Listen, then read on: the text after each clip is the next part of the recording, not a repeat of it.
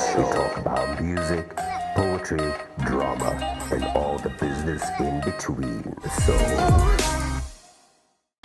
Okay, welcome everybody to the 5 Facts Show, where we keep it short, sweet, and factual. So today, I'm sitting with a very interesting person. I call him a friend. He's my theater bestie. He's my creative bestie. You know, all of those many things. I call him Jeff, but his official name is Jefferson Dirks Korkee. Yes. So, without any further ado, Jeff? Yes, enjoy.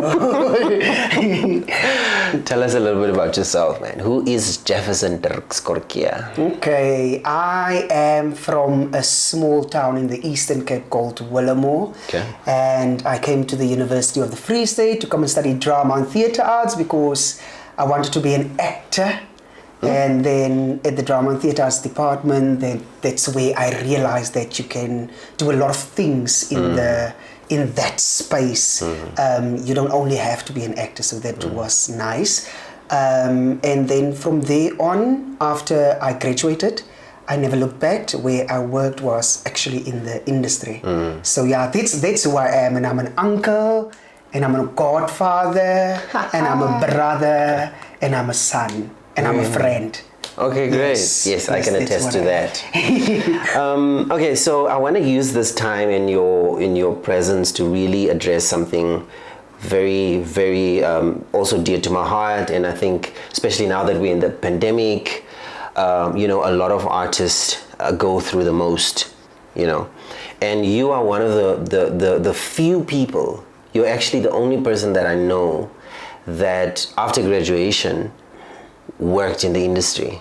You've never worked a 9-to-5 job, you know, like we do. I mean, you've been contracted in different spaces, but it's never been like that. So can you tell me? I know it's a complex question, but just like, how does your mind work in terms of your approach to one life? Let's start there. Let's just leave the arts for a little bit. Like your approach towards life, because I always say to people, you know, we need to practice life on a daily basis until we find a formula that works for us. Yeah. You know, I understand what you're saying, and I hope that I can answer you. I think everybody should do what is good for them, and because we are human, and because it's so complex, you do what then works for you, and usually what works for me does not necessarily work for you. One thing about Jefferson is I like to see the good in any situation. Like I don't think that's always something good for anyone to do, and it didn't always work out for me, but I like seeing the good in something in life, and therefore I only strive to get to that better place. For instance, if I think of the industry, I know you say don't think, but if I think of the industry, I think there's a lot of disappointments in the industry, and a lot of times that people promise you some things and you don't get it, and you can just give up, or you can create your own, and you can make your own, and you can always try to do your utmost best when working on something for yourself. And that's how I look at life, and that's how I think I survive life. Is by look at what is good for you, and always look at what's good in this, what is good from life. What can I do, not what can I get from it, but what can I do. And then for some weird reason I get like a little bit of satisfaction out of it. If other people need me, then usually you will think that you do something for them, or they think you do something for them, but there's some satisfactory feeling about doing something for someone else. So that's how I approach life. Awesome. Okay, so now let's slowly venture into the art space. Okay.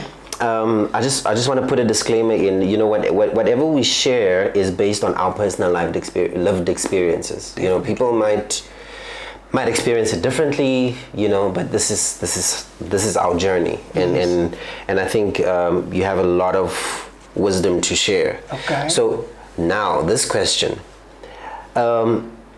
having studied in the arts, right, and being an artist that is just and I won't say natural born artist, because we're also natural born artists who studied, but the person who didn't go to school necessarily. I think what COVID did now is it kind of leveled the playing field. It did in a way, because your degree, like we equal. Yes. If, like, I'm gonna put it in inverted commas. But can you just share, the value that you've gained having studied? Okay.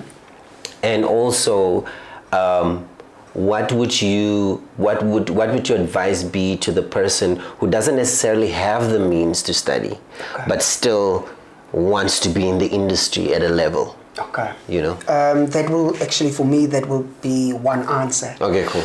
What I do believe that all of us are born with talent, like all of us have talent, but I think, was it not for the drama department, was it not for academia, was it not for that particular school, then I maybe would have lacked in discipline.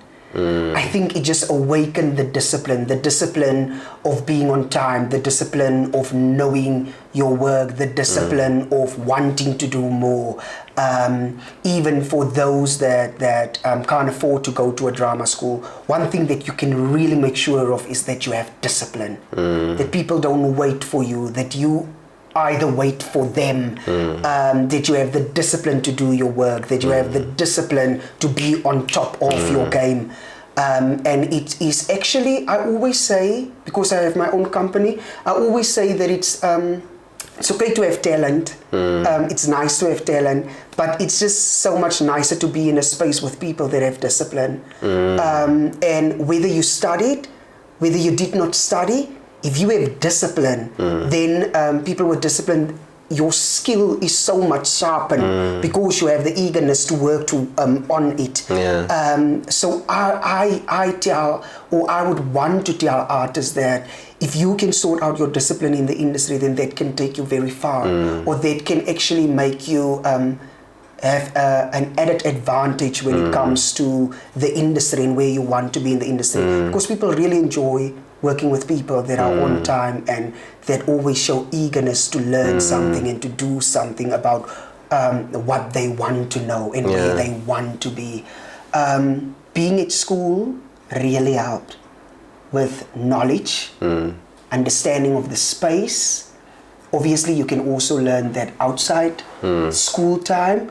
It's just a different route that you will get there.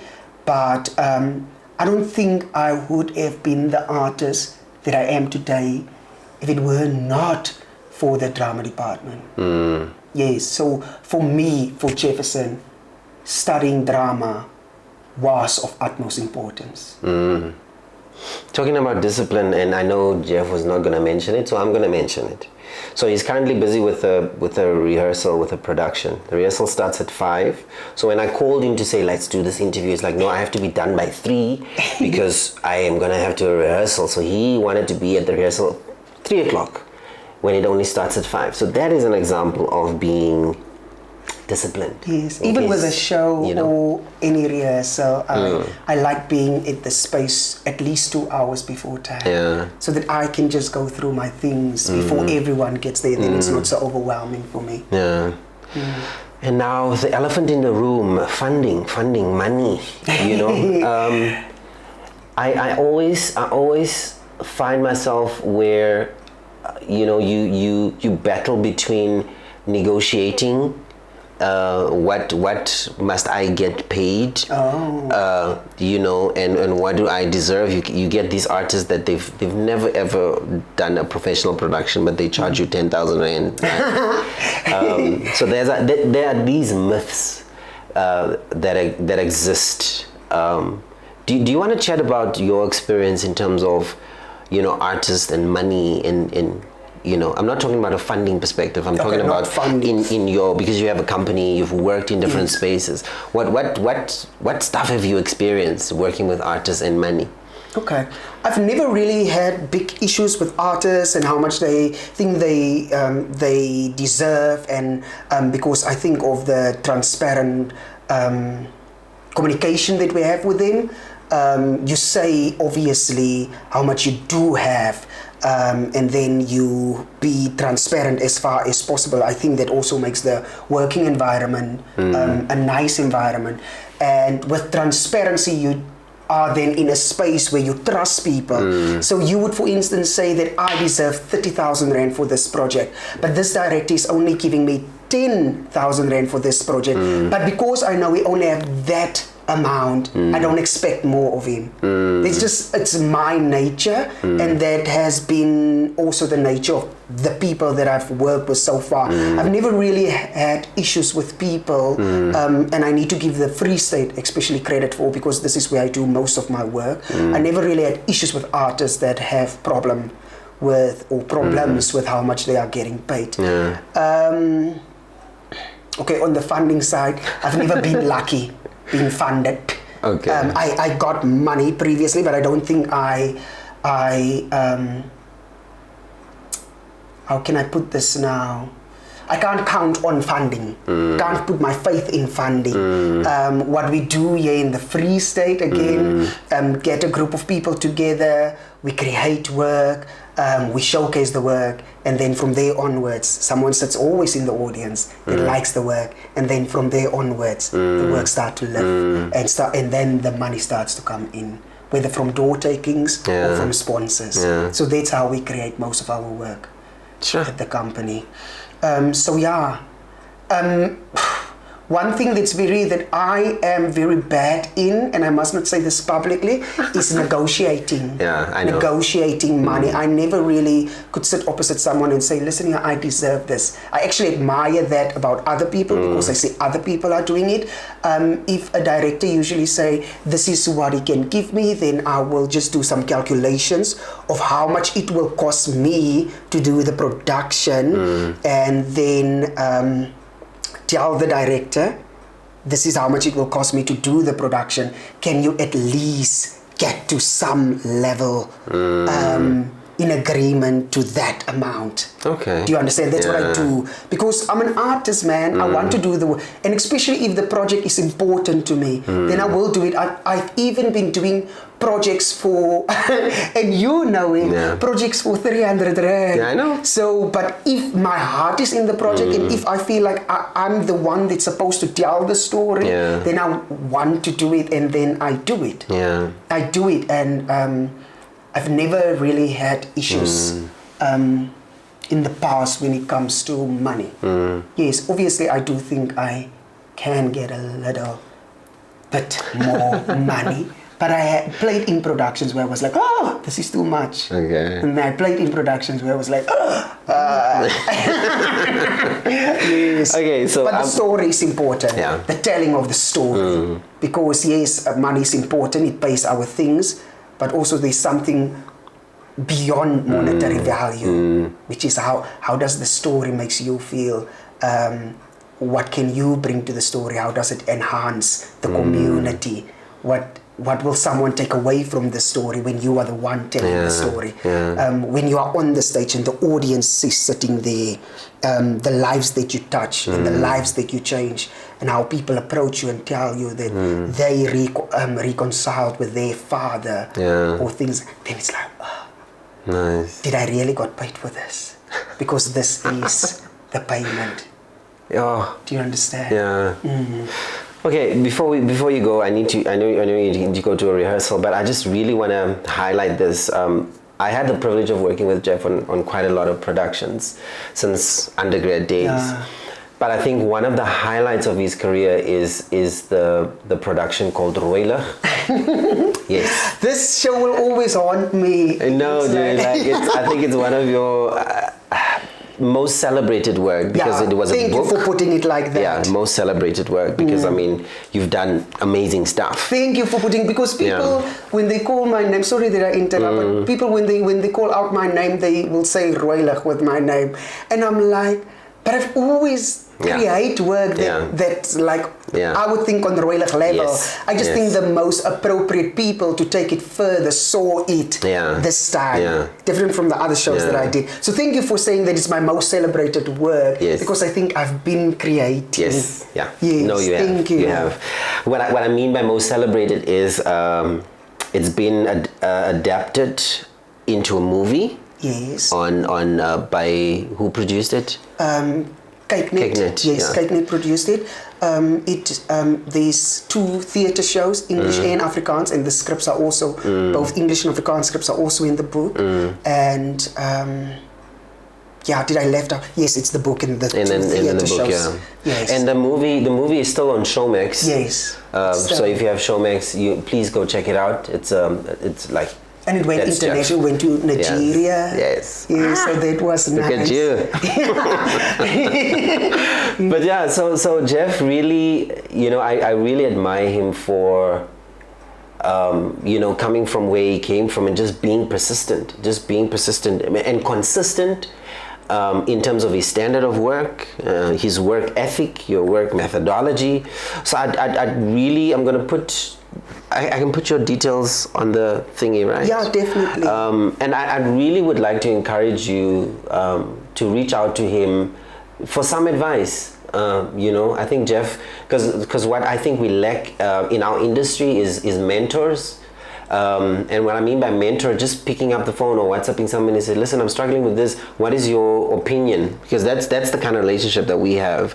Buddy, can please look at what do you think of the show? And then because that is very important. You need somebody to tell you when your work is not. Yes, Angelo is actually that person to me. He's like my number 1 go-to person. You are my number 1 go-to person. If I have creative ideas or if I want someone to come and check the show before I take it out, you are that person to me. Yeah. So I'm gonna put your stuff down here. Please bother Jeff. He's very nice. You can learn from him. We constantly learn from each other because you will never know everything. And I really, Jeff, I think we'll have a follow-up conversation because there's a lot of stuff that I think we can cover around the arts, theatre, the industry. I didn't talk about where South African industry is right now, which is in a mess, but to be continued. But I want to thank you for making time to chat to the audience. Thank you for inviting me. I've always seen it on your company page, but thank you for inviting me. It's a pleasure. It's a pleasure. Awesome. To be continued, ladies and gentlemen. We out.